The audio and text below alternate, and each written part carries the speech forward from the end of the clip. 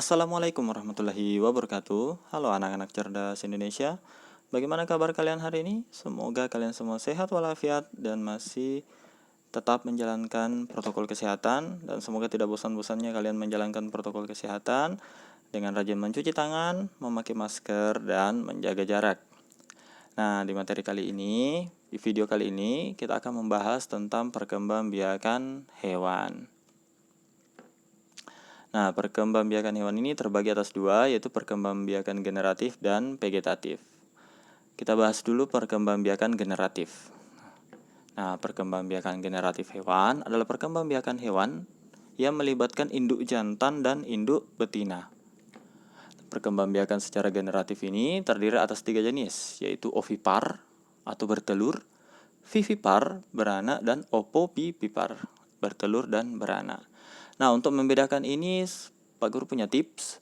Nah, untuk bertelur itu kan bentuknya bulat ya. Nah, di sini kan huruf pertamanya O, mirip telur kan. Nah, jadi ovipar.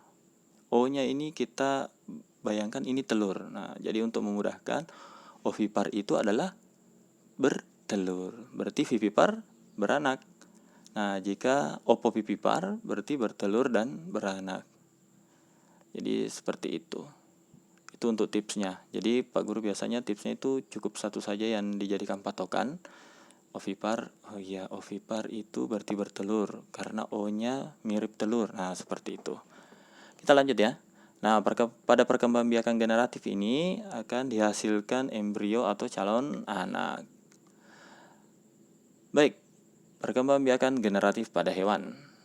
Yang pertama, ovipar.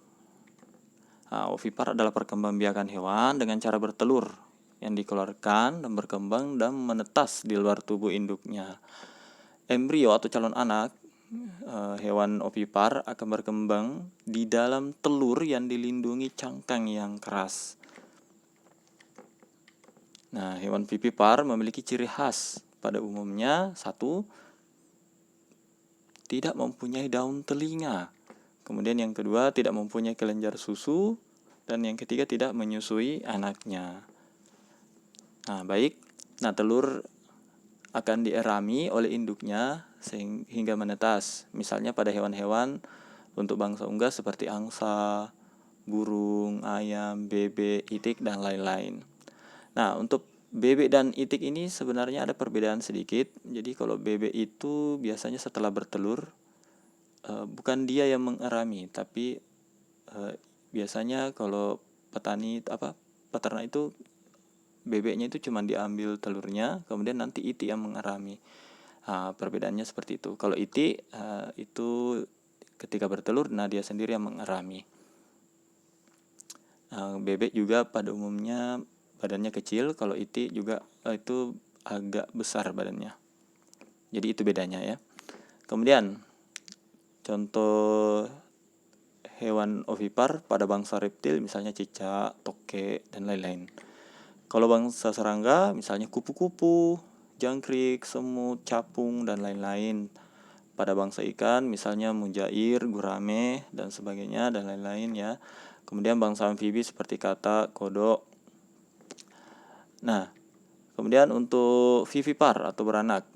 Vivipar adalah perkembangbiakan hewan dengan cara melahirkan atau beranak yang dikeluarkan dari tubuh induknya. Nah, embrio calon anak itu berkembang biak di dalam rahim induknya. Jadi kalau ovipar di dalam cangkang telur ya, dan kalau ini di dalam rahim.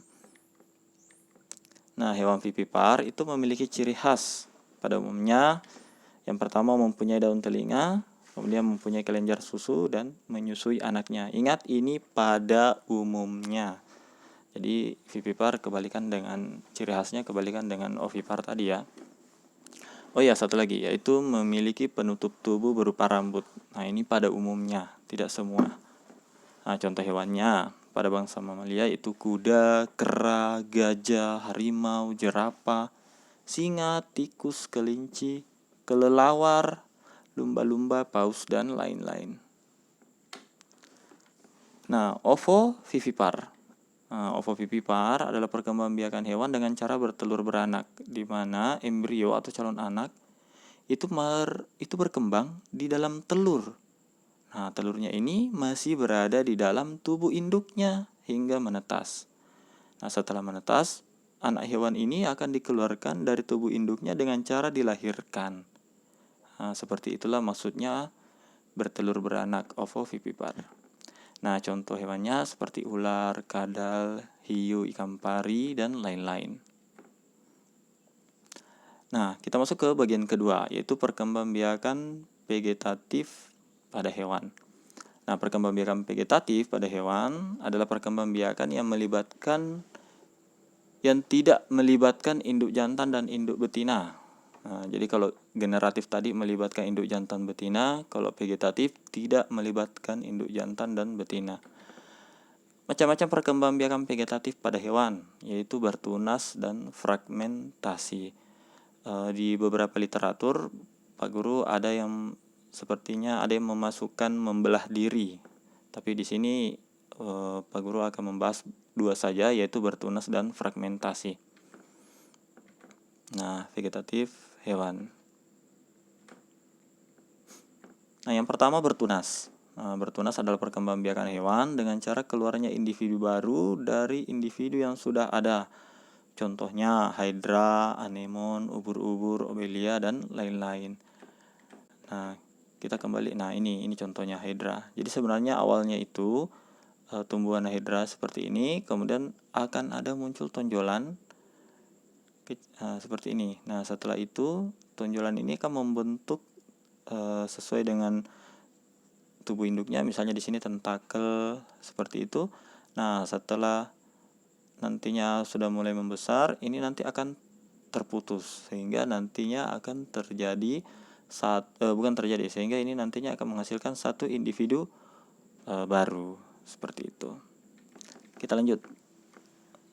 Fragmentasi. Nah, fragmentasi adalah pematahan atau potongan tubuh menjadi beberapa bagian, baik disengaja maupun tidak disengaja, kemudian diikuti dengan pertumbuhan kembali bagian-bagian tubuh yang hilang atau meregenerasi, sehingga nanti akan dihasilkan individu baru yang lengkap kembali. Nah, contohnya cacing pipi, planaria ya, kemudian cacing pita dan bintang laut. Gambarnya tadi ada sebelumnya, Pak Guru jelaskan dulu. Nah, contohnya planaria. Di sini ada satu planaria utuh. Nah, kemudian di sini secara sengaja ataupun tidak sengaja ini terpotong sehingga nanti akan terpotong di bagian sini. Jadi ada bagian atas, ada bagian bawah. Nah, kemudian si bagian atas ini itu bagian kepala maksud saya. Bagian kepala ini akan menumbuhkan badan dan ekor sehingga nanti menjadi satu planaria utuh. Nah, sedangkan bagian ekor itu akan menumbuhkan badan dan kepala sehingga nanti juga akan menjadi satu planaria sendiri. Nah, sedangkan tengah yang badan ini itu nantinya akan menumbuhkan kepala dan ekor sehingga juga akan menghasilkan satu individu baru. Nah, begitu maksudnya. Nah, baik, cukup sekian materi kita hari ini. Semoga bermanfaat dan sampai jumpa di video Pak Guru lainnya. Assalamualaikum warahmatullahi wabarakatuh.